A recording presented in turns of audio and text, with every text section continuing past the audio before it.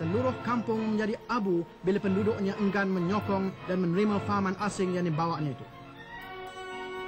Rakyat jelatalah dari kaum tani dan buruh yang menderita, dan bahagian penduduk inilah kononnya yang mereka hendak bela.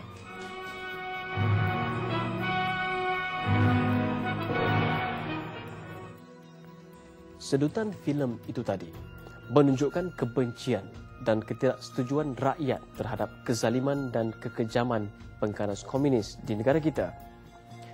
Kezaliman dan keganasan pengganas komunis menyebabkan rakyat dengan rela hati menawarkan diri menyertai dan menyokong kerajaan untuk bersama-sama membantras keganasan komunis di negara kita. Untuk membantras keganasan komunis di tanah Melayu, British telah memperkenalkan Undang-Undang Darurat 1948. Apakah Undang-Undang Darurat 1948?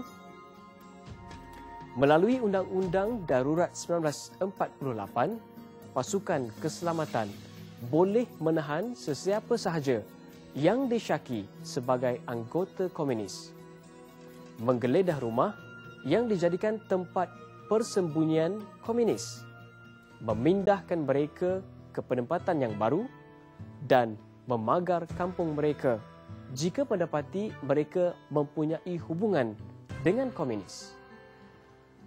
British juga telah mengharamkan Parti Komunis Melaya pada 23 Julai 1948.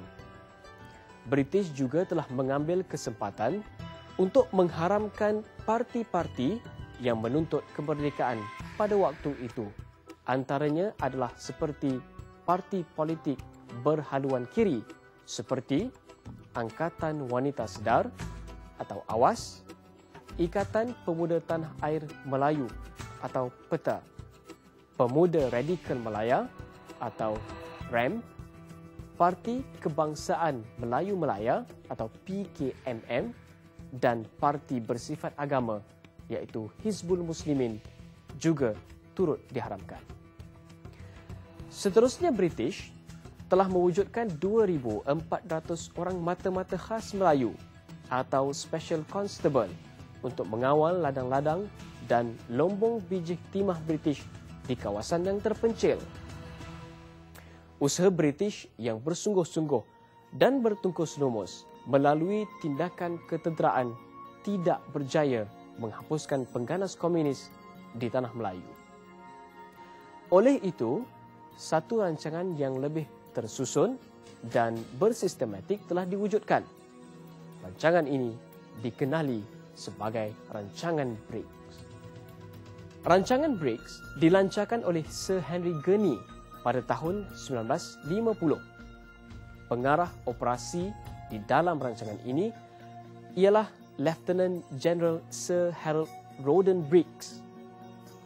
Melalui rancangan Briggs ini, penduduk setinggan Cina di tepi hutan telah dipindahkan ke kawasan penempatan baru yang jauh dari hutan.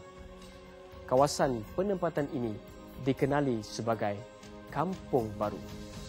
Kampung Baru diwujudkan bertujuan untuk menyekat bekalan makanan, wang, senjata, maklumat dan ubat-ubatan daripada jatuh ke tangan komunis. Mereka yang bertanggungjawab membantu komunis di dalam hutan ialah penduduk-penduduk setinggan Cina yang digelar Minyuan. Apakah Minyuan?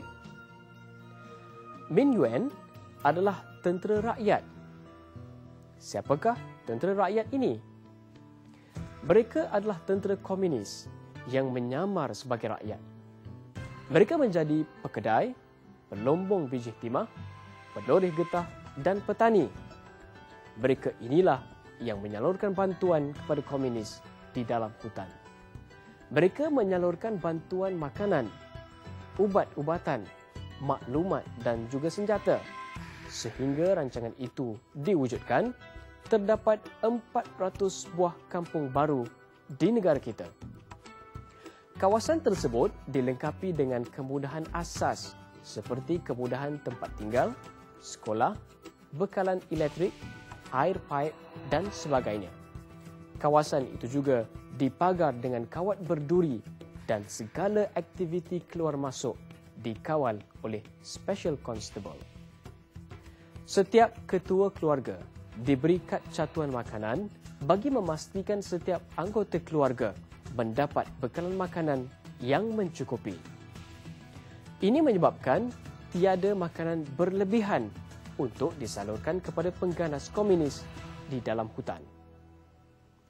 British juga mewujudkan program gerakan kelaparan. Melalui program ini, pihak British dapat memastikan pihak komunis tidak akan mendapat sebarang bekalan makanan, maklumat, ubatan dan sebagainya. Sekatan jalan raya juga dibuat dari masa ke semasa bagi memastikan bekalan-bekalan tersebut tidak jatuh ke tangan komunis dengan mudah. Ini menyebabkan komunis menjadi lapar dan lemah. Mereka keluar dari tempat persembunyian dan ini memudahkan pihak keselamatan untuk menggempur anggota komunis tersebut.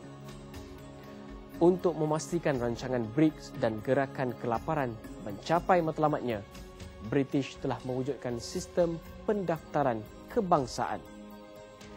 Sistem ini bertujuan mengawal pergerakan penduduk di Tanah Melayu. Setiap penduduk yang berumur 12 tahun ke atas mesti didaftarkan dan diberi kad pengenalan. Tujuannya adalah untuk membezakan antara orang awam dan pengganas komunis. Rancangan-rancangan yang diatur British untuk menggempur komunis telah berjaya mencapai matlamatnya. Ini menyebabkan komunis keluar dari tempat persembunyian. Semangat mereka semakin merosot dan sokongan rakyat terhadap komunis juga semakin merosot. Oleh yang demikian, PKM telah mengadakan satu mesyuarat Jawatankuasa Pusat di Pahang. Dalam mesyuarat tersebut, mereka telah membuat keputusan untuk mengurangkan kekejaman terhadap orang awam dan mereka akan berundur ke selatan Thailand. Berdasarkan perbincangan tadi, kita mempelajari dua perkara berikut, iaitu sejarah perkembangan dan ideologi komunis di Tanah Melayu dan kerjasama rakyat dengan kerajaan dalam melaksanakan rancangan BRICS yang bersistematik. Oleh itu, sebagai rakyat Malaysia yang bertanggungjawab dan cintakan keamanan, kita hendaklah bersama-sama meningkatkan jati diri supaya kita tidak mudah terpedaya dengan pengaruh asing seperti ancaman ideologi komunis ini. Baiklah, sehingga kita bertemu lagi di lain rancangan. Sekian, terima kasih.